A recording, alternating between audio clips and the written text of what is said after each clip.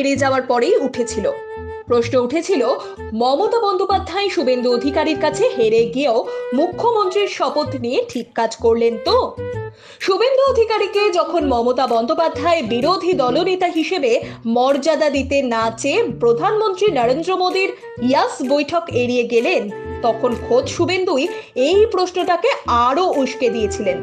যদিও তারপর ফিরহাদ, সুব্রত, মদন, শোভনদের সিবিআই গ্রেপ্তারি, আলাপন বন্দ্যোপাধ্যায়ের মুখ্য সচিব বিতর্ক, শুভেন্দু অধিকারীর তোলা এই প্রশ্নটাকে অনেকটাই জলো করে দিয়েছিল।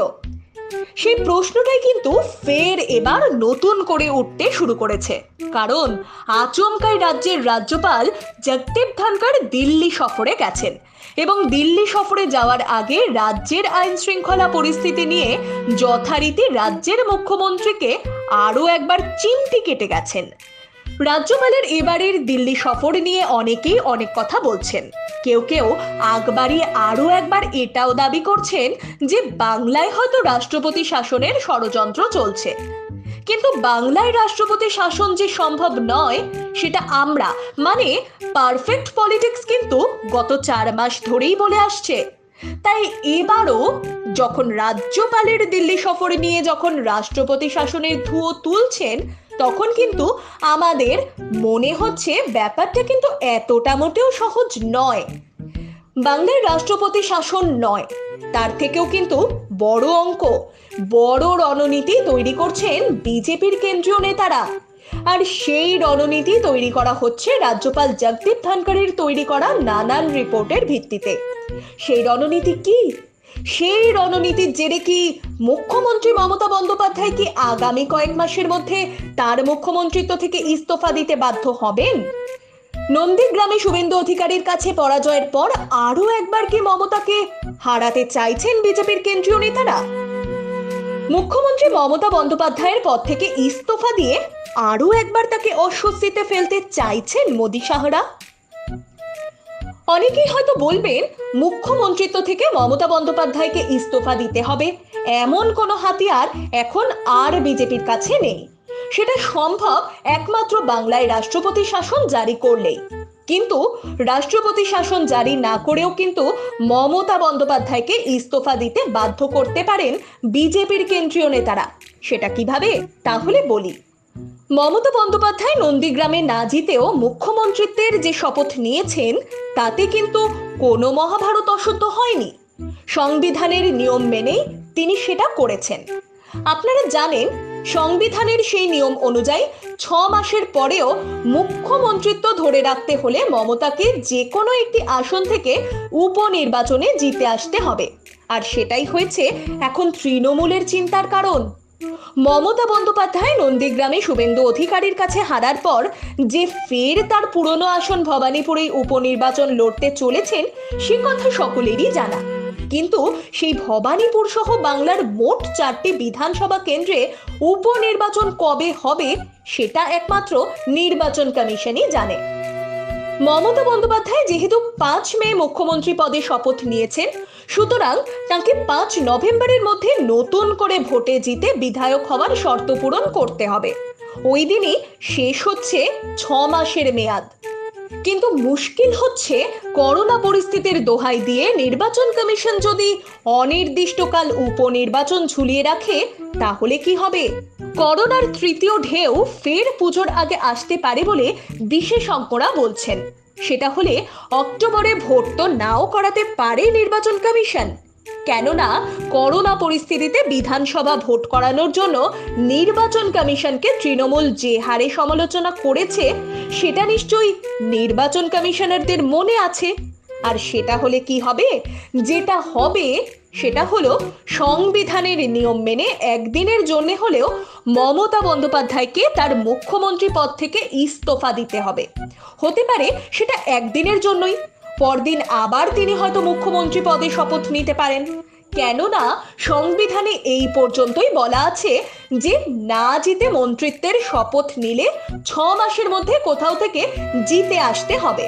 কিন্তু সেটা না করলে কিংবা কেউ যদি ইস্তফা দিয়ে তার পরদিনই ফের মন্ত্রিত্বের শপথ নেন, তাহলে সেটা ঠিক না বেঠিক তা নিয়ে সংবিধান কিন্তু কিচ্ছু বলে না। মানে আমাদের সংবিধান লেখকরা ভাবতে পারেননি যে দেশের রাজনীতি 70 বছর পর এমন একটা জায়গায় পৌঁছে যাবে, রাজনীতির রণনীতি এতটাই জটিল হয়ে পড়বে যে এরপরের উত্তরটাও লিখে যেতে হবে। আর সেই কারণেই হয়তো এবার আমাদের রাজ্য সরকার একটু আগে ভাগেই করোনার তৃতীয় ঢেউয়ের জন্য প্রস্তুতিও শুরু করে দিয়েছে। এখন থেকেই শিশুদের জন্য বিশেষ করোনা ওয়ার্ড গড়া হচ্ছে। ফলে বুঝতেই পারছেন, ঠিক সময়ে উপনির্বাচন না হলে মমতা বন্দ্যোপাধ্যায়কে একদিনের জন্য হলেও তার মুখ্যমন্ত্রিত্ব থেকে ইস্তফা দিতে হবে।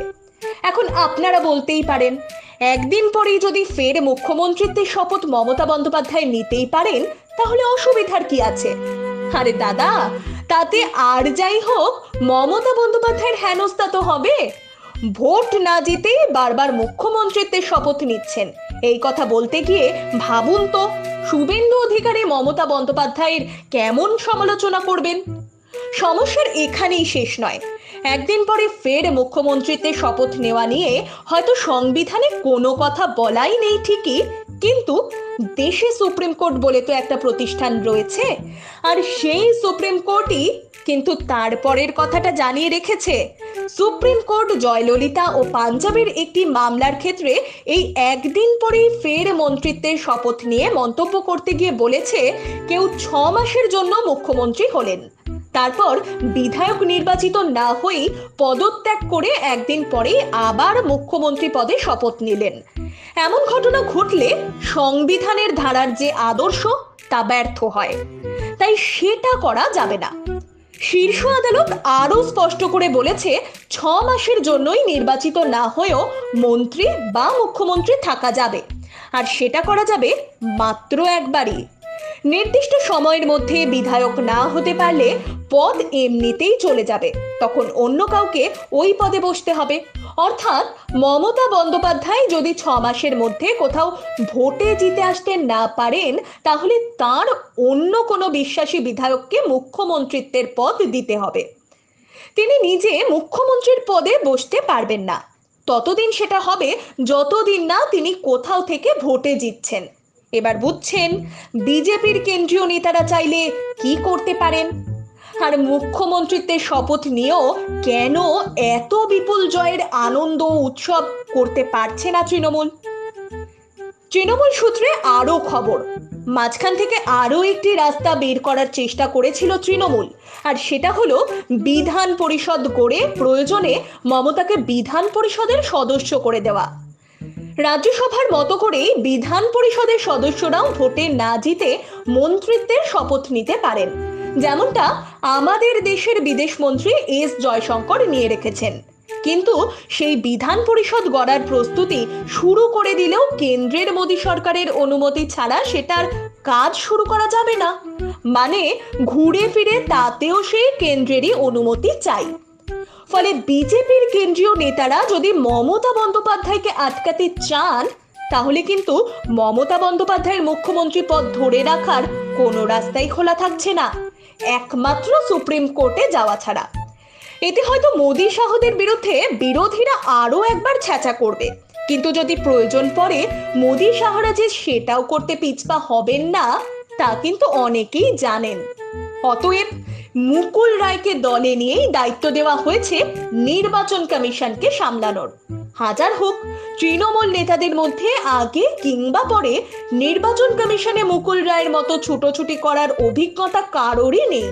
ফলে কেন মুকুল রায়কে এত তাড়াহুড়ো করে দলে নেওয়া হলো, কেনই বা বড় বড় পদ দেওয়া হচ্ছে, এখন বুঝতে পারছেন তো?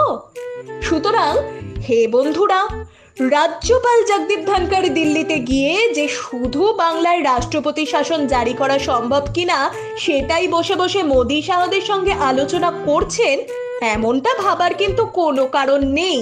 হতে পারে দিল্লিতে মোদী শাহরা যে বিশাল দাবার বোর্ড পেতে সারা দেশ চালাচ্ছেন, তারই একটা চাল দেওয়ার আগে বাংলার রাজ্যপালের গুরুত্বপূর্ণ রিপোর্ট খতিয়ে দেখতে চাইছেন। সেটার সঙ্গে হয়তো বাংলার রাষ্ট্রপতি শাসনের কোনো যোগাযোগই নেই।